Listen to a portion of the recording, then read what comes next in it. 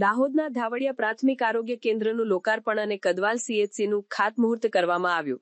દાહોદ જિલ્લાના ઝાલોદ તાલુકાના ધાવડિયા પ્રાથમિક આરોગ્ય મંદિર કેન્દ્રનું લોકાર્પણ અને કદવાલ સીએચસી સેન્ટરનું ખાતમુહૂર્ત કરતા કૃષિ અને ખેડૂત કલ્યાણ, સહકાર, પશુપાલન, ગૌ સંવર્ધન વિભાગના રાજ્યકક્ષાના મંત્રી રમેશભાઈ કટારા, સંસદ સભ્ય જશવંતસિંહ ભાભોર અને 130 ઝાલોદના ધારાસભ્ય મહેશભાઈ ભુરિયાના અધ્યક્ષસ્થાને કરવામાં આવ્યું હતું।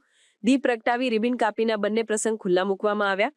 150 કરોડના ખર્ચે અદ્યતન સુવિધાઓ સજ્જ ધાવડિયા પ્રાથમિક આરોગ્ય કેન્દ્ર મંદિરનું અને 6 કરોડ 80 લાખના ખર્ચે ઉપરાંતની માતબર રકમના ખર્ચે અદ્યતન સુવિધાવાળી કદવાલ સીએચસીનું ખાતમુહૂર્ત કરીને સ્થાનિક લોકોને સગવડ પૂરી પાડવામાં આવી। ભારત સરકાર અને મુખ્યમંત્રી ભૂપેન્દ્રસિંહ પટેલનું સૂત્ર સાર્થક થતું જોવા મળી રહ્યું છે।